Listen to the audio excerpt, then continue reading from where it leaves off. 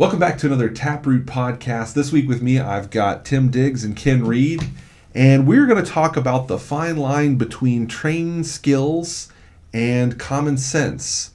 Now, Ken, you had a post that you made about this where you talked about, does maintenance need a procedure to use a screwdriver? Yeah, the post that I spoke of or talked about was really focused on equipment stuff, but just kind of think about this with everything. But as an example, I get all the time somebody screwed something up and maybe training shows up as a root cause. And I see some people tell me, well, I'm not going to train my mechanics on how to use a screwdriver or how to use a hammer. I'm not going to do that. They should know that already. And there is a line there. There's a line between what you should expect your people to know and what you need to tell your people to do, or explain to them or train them on. And it seems like all of us have a different place where we draw that line, right? And it can be different for everybody. Each company can do it different, and you probably hire based on certain skills that you expect them to have, and then expect that you're going to have to train on something. So that was kind of the thought process there. Now I was doing a 5-day course last week, and in one of those we talk about the training category. And there's a slide that I always think about with this one, which has, when we think about what elements of TapRooT get people to think about training, it's looking at how they use their equipment, what knowledge and skills they had. There's all these little things in here that help people recognize if training might be a problem, but people kind of use it like a crutch. They use training as a crutch to cover up for, when we think of what actually influences performance, training can be a portion of it, but do you have a good procedure? Do you have clear work direction? And how is the equipment set up? And sometimes we use training to cover for bad procedures, bad human engineered systems, right, and a lack of work direction. So I think there's definitely there's an argument to be made that people have to have good training, but there's also something to be said about, is a system setting people up for failure or success? Right. So what do you think? Do you need a procedure for a screwdriver, Tim? You don't need a procedure for a screwdriver, but something you touched on, that work direction, the leadership area of it. And when people talking about, well, they should already know common sense, how to use a screwdriver and stuff, you still have to be taught your common sense. You're not born with knowing don't stick your finger in that outlet. You got two choices. Either somebody teaches you not to do that, or your dad says, go ahead, now you won't do that no more, will you? Yep. So I think people beat up on that a lot of times. Like Ken's, I'm not going to train them to use a screwdriver, they should know. But also, too, a lot of times you don't have systems to recognize these skilled people coming in. They should already know this, but never really checking or doing any quality check type stuff. Right. It makes me think I used to be in that boat. I'm going to age myself, but 30 years ago when I was a front level supervisor at just a loading dock, and we'd hire, sorry Ken, but we'd hire a lot of military guys. Sure. And back then, you'd get so frustrated when you'd find out, oh, we've hired another military kid, because you couldn't get them to do nothing. And you get frustrated and start pounding all of these assumptions and things. This kid doesn't have any common sense. He doesn't this, that, and that. And it took some time to realize at that time was still back when kind of the military kind of beat some of the thinking out of you. I don't know if that's the right... You really narrow down your skills, right? Yeah. A military guy oftentimes has very narrow skill set, right? Well, it was they wouldn't take action without you telling them to. Exactly. Once you learn that, hey, they'll stand there till you tell them what to do, even though this is a common sense thing for me, it was their culture really. They had been taught, don't do it till I'm told to do it. Once you told them, man, right? They were great workers. So the common sense thing, it's, part of it's learning, teaching, that training area. Part of it's a cultural thing, which in my opinion falls in that leadership and that work direction. Right. And then part of it's a process thing of what checks do we have when these, trained skillsmen are coming in to verify they do know Well, the I think, difference between the screwdriver and the spring plier or whatever. Right. well, I think, and there's also a difference, when you think about what we perceive as skills coming into a job are. And so, like your military example, there's a lot of skills someone gets in the military, but in one aspect you might have a different civilian requirement. And so I think of, you talk about loading dock, forklift. Just because you can drive a car does not mean you're qualified to drive a forklift. No. And so you've got to train on equipment that is relevant to the job. And not all forklifts are the same. So just because I was working at an Amazon warehouse doesn't mean if I come into this site, I don't need retraining or new training on this different lift, different procedures. All of those things can come into effect when we think of skills and knowledge versus the actual application of work. I think it's really important that you take into account your previous experience. So you may think, and I'll use a screwdriver as a great example. I mean, if you think you know how to use a screwdriver, that sounds right, but it really depends on how you're going to use that screwdriver. And I always think back to my old F-150 that actually had drum brakes on it. So you've got, I want to change out the pads, and you got the springs in there, right? You got the brake springs, and you want to change those pads out. To change out the pads on a F-150, you've got to get those springs off. And well, when I did it, I just used a screwdriver, right? The screwdriver was my experience. So you get in there and you pull it to the side to finally get it under the hook until you stretch it out and be able to pop that thing off, and the spring would fly all over the place. And that was just my experience on how you do a brake job.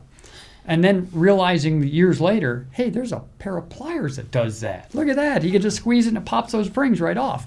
That wasn't because I'm an idiot. It's because my previous experience, it's just how I did it. And you were working with what you had, too. And that's the other piece, right? That you get in, starting that kind of human engineering, what you're setting the people up with for the job and things like that. So what are we supplying our people with when we say, hey, this guy's an idiot, he was using the wrong piece of wrong tool? Well, did we give him the right tool to do this task? And oftentimes the answer is no, not really. We just assumed he knew which tool to use. So having the right tools is part of your job when you're doing a root cause analysis, figuring out, did we give him the right tools to do it? Yeah, and I can think of a couple times I had some clients, they had an issue where they were selecting the wrong tool commonly. Mm-hmm. And basically for the thing it had to do, they had the wrong discs for grinding discs, and they were selecting the wrong disc all the time, and it was causing basically disc failure because you use the wrong disc for the wrong thing and it explodes, and that gets things into people. And they had a couple instances of this, and what they realized was it's not necessarily that these people just didn't know, a little bit of didn't recognize what disc, but the way they're stored, the way that they are, organized for people to get a hold of, how they're, how they receive things, all of these can affect which things people grab. And, when we think of these examples like that, you're setting people up for success and failure in the way that you give them. I heard a story of a nurse, and they were a travel nurse. They were working in a hospital. This was their first day in the hospital at this one, because they're travel nurses, so they move around between hospitals. And they were supposed to give a patient some insulin. And there's a special dosing needle or dosing syringe that you use to get that insulin and give it. Mm-hmm. And they went in, grabbed the needles out of the drawer, and they grabbed the wrong dosage. So instead of giving them an insulin dosage, they gave them like 10 times the amount of insulin they were supposed to. And it's a simple mistake to grab in a drawer and grab the wrong needle, something they should have caught if they could have, right? They had that knowledge as a nurse, supposed to do the checks. But because that hospital just had a bunch of things dumped in a drawer, and you're in a hurry, there's patients piling up. She may have been used to it in the other hospital where it was arranged differently, right? Yeah. Well, things, right? and just something as simple as dividers or labels, or really not even labels, let's say dividers. Mm-hmm. Something physically separating out so they don't get mixed up as a drawer gets opened and closed 1,000 times a day.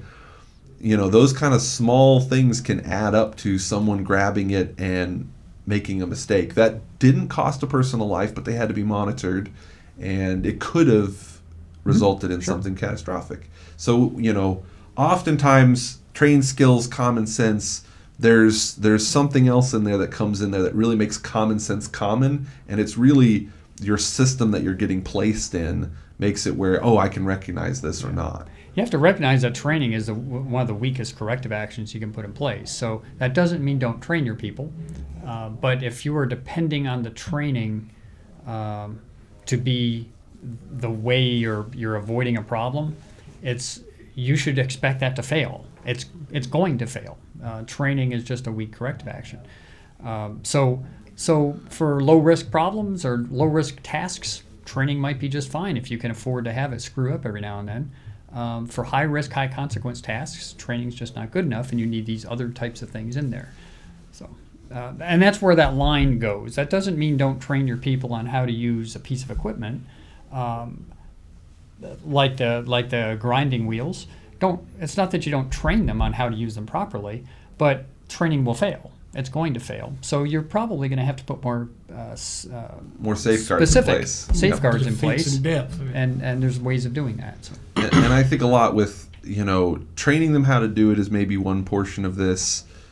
Showing them how to do it is another. And when we think about common sense, the role of a supervisor might be in some cases to stop the employees or catch the employees when they're not using their common sense. Mm-hmm. What is your feeling on the role of supervisors in stopping people from doing stupid stuff? I don't know why we're looking at Tim here on this. Here's the thing. Supervisor's human being too. Yep. And, I use the wet floor analogy a lot. Supervisor, you walk in the lobby, the wet floor sign's there, you don't slip. It's there 5 days later, so you don't pay attention to it, and you bust your something. Mm-hmm. Supervisor thing's the same way. A lot of times got a lot of different things that they have going on, to-dos, pressures, timelines, stuff like that. And, one day they miss a step or forget it or bypass it or whatever, nothing bad happens, and then it gets easy for that to happen over and over again. And, I know, thinking back to that first role I had where I'm 23 and managing a bunch of 22-year-olds. Mm-hmm. There was a lot of learning experiences and shortcuts on both sides, taken. right? On both sides. Yeah. But it's also, too, just like we abuse common sense when somebody makes a mistake, we abuse supervisors, too. Well, they should have caught that, should have known that, should have this, should have that. And a lot of times what you start digging in, just like you're setting up your workers for success, a lot of times, in my opinion, organizations don't set the supervisors up for success. Mm-hmm. Generally, we propose, well, I shouldn't say generally. A lot of times I see where, okay, this person's a good operator, they're going to be a good supervisor. It's like a coach. Right? Yeah. He's a good basketball player. I hope he becomes our coach because he's good. That don't mean he's going to be a good coach. Right. So I think a lot of organizations, you certainly do want to recognize those people who are outgoing and above and beyond, but you also got to set them up.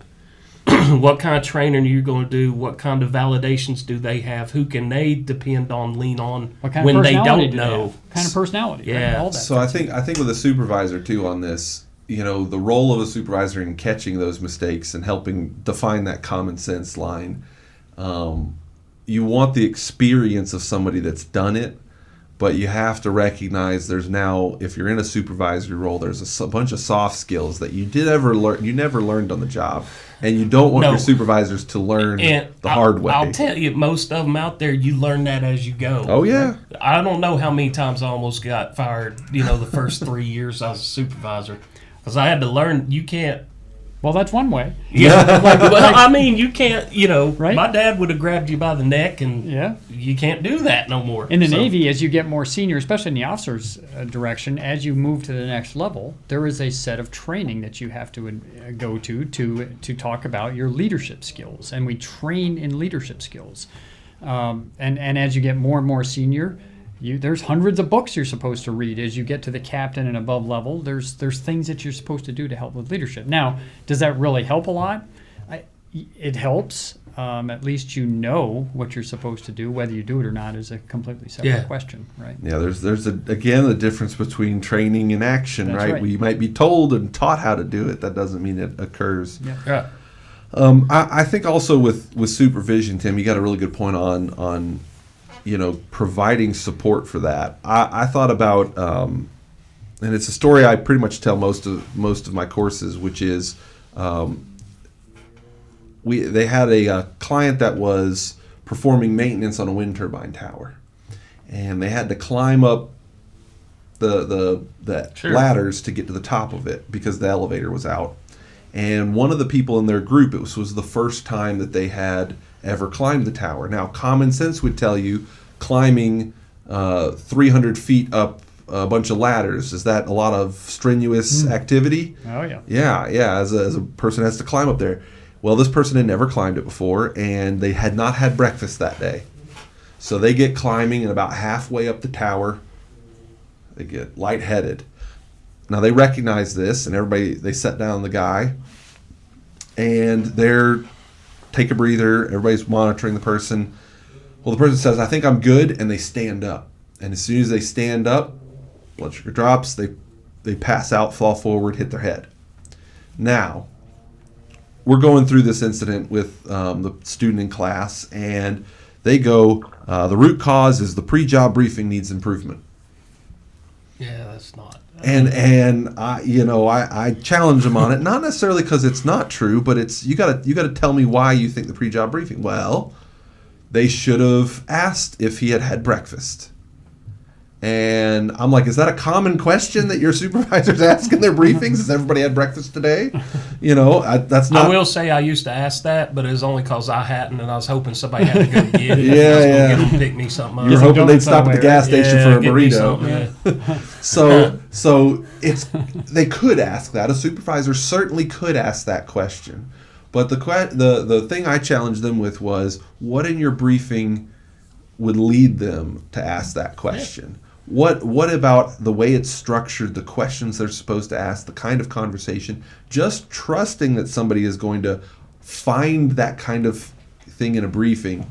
I mean, that's wishful thinking. It's part of our root cause, basic cause category.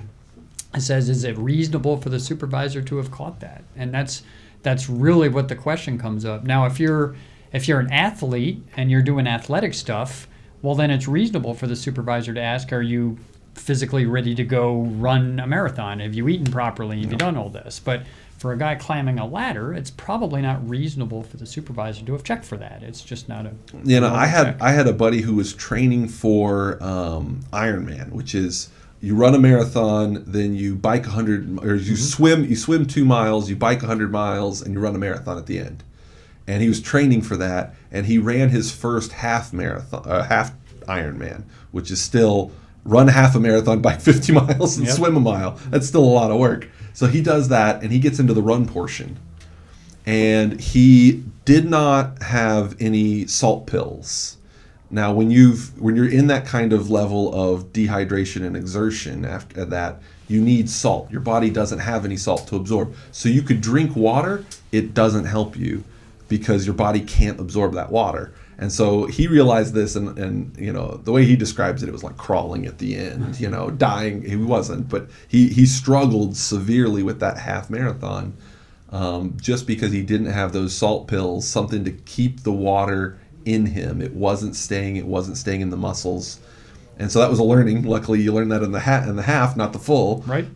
So those are the kind of things that, if you're in niche in there, you would have that knowledge, like you're saying. The supervisor would, or his trainer would be like, okay, do you have these things with you today to run this? That's Are you right. prepared? Right. If you think about it, it all boils down to like that same toolkit you give the worker, what toolkit you giving the supervisor. Right. Yep. Yeah. So, I think that's all. And keep in mind also, in our safeguard hierarchy, supervision is, again, a pretty weak safeguard, because there is all kinds of opportunities for that not to work right, whether the supervisor isn't given the right tools, he isn't trained properly, he's not there, he's overloaded. I mean, there's 100 reasons why supervision may not work, and that's why it's low on the safeguard He hierarchy. must just not have good common sense. He just might not Yeah, understand. you got to have. You only hire supervisors with common sense. That way, they catch all the problems of the people that don't have it. So I think that's a good point to recognize is, again, with supervisors, just because I could ask the question, oh, it's common sense that you need to breakfast before you climb a tower. Well, it's not common to a person that's their second week on the job what they're supposed to do or not do. No. Now, does that guy probably eat a nice hearty breakfast before going to work every morning? Maybe.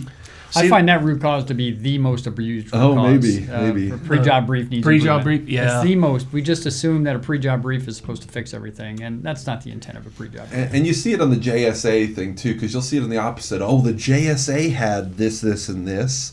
And you're like, the document they didn't read? Yes, that document. It had everything on there that they needed, and if they had just read and followed it, and, we look at how we roll out these policies, I was talking to somebody. They were like, they were on the phone. It was right before dinner with a client. I was sitting there. We were waiting to go to dinner, and the client was on the phone with the guy arguing because the plant person was wanting him to fill out the JSA. He's not in the city. He's not in the state, but he wants him to fill out the JSA. And I was asking, well, what are you doing with these JSAs? And he's like, well, there's a bunch of stuff at the top that they don't like filling out that has all this information, and they want me to do it because I know how to how to get all the information to pull. And I'm like, well, what's the information used for? Does it have any relevance to the actual job performance? And he goes, no. And I was like, well, why are you filling it out at all? I mean, so often we create a bunch of paperwork at the top of these forms that don't have any value to the actual, what are you trying to do with the job safety analysis? Well, it's not to write out a bunch of, things all over the top. It's just to have people take time to analyze the safety requirements of their job, make sure that they have the PPE requirements or whatever safeguards need to be in place, and ensure that they have those and have that listed out. Like, that's the basics of it anyway. So, like, what would you rather your people spend time having to fill out? I remember anytime we had an incident, there was like 50 things I had to write down. None of it had to do with the incident. It was just for reporting. And it's like when you create those reports and more of it is about the reporting of the action than the actual activity you wanted them to take, I just think there's a disconnect. Yeah, and it just leads to people, pencil whipping the piece of paper. I don't want to fill out all this stuff. I'll just fill it out because I have to, and it's done, and now it's wrong. I copied the one that somebody else did because I don't want to have to go look up this stuff. Yeah. So I think pre-job brief is probably the most abused root cause. It's used. We expect supervisors are just going to catch everything on this pre-job brief. It's not meant to catch everything. I mean, you're not going to have on there asteroid strike as something to take a look at on your pre-job brief. Could happen, but it probably won't. So now what about stupidity though? Because there are people that well.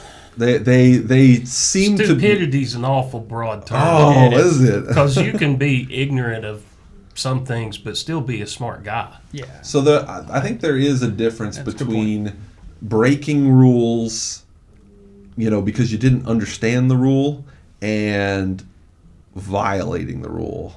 And I think there is a line there for things like horseplay, sabotage, when people are doing something they know is not right. They know is not right. There's no real gray area. It's just not right. They know it's not right. And, not doing a lockout tagout properly. That's known. Everybody knows you have to do that. It takes very little training for any company that I know about. I think I can walk in any place and say, hey, is it okay to screw up a lockout tagout or do or go around it? And everybody says no. They all know that. So it's same with wearing a seatbelt. You can tell people. You can go in and ask people, do you got to wear a seatbelt? And the answer is yes. They all know the answer. So that's when we get to the training piece, train everybody on the importance of wearing seatbelts. Completely useless corrective action because training is not the problem here. It's not a training issue. It's not a knowledge issue, right? So I wouldn't put it in the realm of common sense. It's not common sense. It's just a known fact that everybody knows, and training is a poor corrective action for something like that. So. And I think you got to have. I think oftentimes when it comes to is understanding the reason why. Why is this rule in place? Why is this the way we have to do it? And a lot of the times with training, we just train, here is the rule, do this, don't do that, wear a seatbelt, don't do that. Maybe seatbelt's probably not the best example, but wear a seatbelt. We don't often give them the why. And I remember, and I don't know if it's a true story, but it was the story of how the seatbelt became, like actually got installed in vehicles. Was they brought a bunch of the motor vehicle execs in one room, gave them all rare steaks, and showed them a bunch of accidents of what happens if you didn't have a seatbelt, and just got them into this sickening state and said, this device solves all these problems and you can have it in your vehicle. Now, message, branding, and all those things, you gave them a reason to say, not just, oh, you could put a safety device, but, oh, you don't have this happen, your clients aren't dying in the vehicle. Now, they didn't do that, I would say 100% willingly. Some brands put them in right away, but there's regulation had to be required, and then regulation had to be required for people to actually wear them. But I think having that understanding of the why does make a difference in if people follow rules or not. And so I think you got to balance out those different forces in training to know how to do it, but also to know why you do it this way. And I think there's another thing there for common sense is just, you can't just tell them this is how you do it. Yep, I think that's right, and it that goes back to training, right? When you're telling people why they have to do something, that's a piece of the training piece that Yep. goes in there, and you have to decide whether that makes sense. You also got to be careful with that, though. I don't expect that I have to give you a reason for everything I tell you to do. It's the critical ones. It's the critical stuff or the most common problems. You have to kind of pick and choose where it makes sense to give training on why do we have to do that. Well, I'm not going to tell you why you have to use a screwdriver properly. I'm not going to give you a why. I'm just going to tell you that's what you got to do. Yeah, right? that's the age old. How detailed does your procedure need to be? Does it need That's to be right. Every half quarter turn on the screwdriver, or is it can I just say Take the screw out. Remove screw? Yep. I had a class that taught it was looking at how to write training and procedures, and it talked on there's two elements, which was show, walk through, and have them critiqued like they perform it. The other side was major steps, key points, and reasons why. And so the idea was you break down any task into the major steps. What are the key points at each step, and is there any reason why you do it the way you do it? So it's not like every step had to have a reasoning behind it, but if there was something you were doing that was maybe unintuitive or a little abnormal, you wanted to tell them why it was, because you didn't want them to go, oh, it's cut the wires. Yeah, well, they have to be in this order. And the reason why is because if you cut them out of order, the bomb blows up. Right? So there's things that we think about of like key steps, step Critical one, outcomes. critical outcomes, things like that of like, what are these guidance that you're giving people in the training for information? So again, I think there's you said, balance. there's a good balance that you have to form, because I rarely find that training goes overboard on the minutia. I find it's really the reverse, is they didn't break it down enough. Yeah. But it's probably that they're not breaking it down into these are the key points and why you don't do them this way, why you do them this way and not another way. You kind of get back to a cultural thing too. I mean, we're talking about the key points, the why, the training, all that. Two of the smartest dudes I ever met. One of them was a high school dropout. The other one was an engineer for NASA. I didn't know you dropped out. Here's something they both had in common. They asked why. They knew stuff, but the reason they knew stuff was, just like you said, I'm not going to tell you, I shouldn't have to explain basic things of this, but they were just driven to want to understand it more. Yeah. So you brought up stupid. I said that's a broad term. We kind of got off of it, but a lot of times that dictates, and again, I don't know, it just goes back to that person too, of knowledge and common sense and things like that. A lot of times it does fall to that person of questioning more than what they're told to understand that. Right. And it depends on the task, right? And, Yeah, it so does. So from my experience in the nuclear Navy, I mean, we did 20 hours per man per week for some things of training, 20 hours per man per week. And it's because it wasn't training on how how to turn the switch, how to open that valve. It's why do you turn that switch, and why does that valve need to be open? And it's the reasoning behind it and understanding the physics behind it is why we did this training. And it's because you can't screw this up. You can't screw up operating a nuclear propulsion plant. You must not do that. So we had a lot of training on the why things have to happen. And I don't think there's a minimum IQ requirement or a minimum risk tolerance requirement for every job, but I think there is definitely for some jobs, there is a minimum level of risk tolerance. There's people I would not want doing open heart surgery. Mm-hmm. They're a type of person that is not detailed and not, they're not following this process. We had some of those people weeded out in nuclear power school, as you're getting the nuclear training. And I remember at the last summit we had one of our speakers, she talked about for pilots, there's personality types that are maybe better for pilots than others. And so finding candidates that fit that personality or, like I said, I would say detail-oriented or risk nature person, finding those, you probably don't do that from a simple tell me your strengths and weaknesses in an interview. Right. I think you might have to test for some of these things to really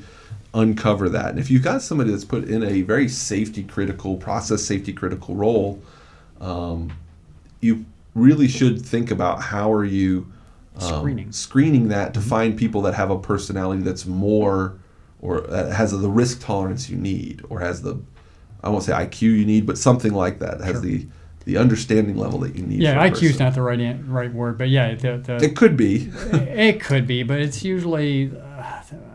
I'm not a big fan of IQ checks. I don't know that internet IQ test is going to really take me. Exactly. And we've talked about it already. It's the risk involved. That's what dictates. Yeah.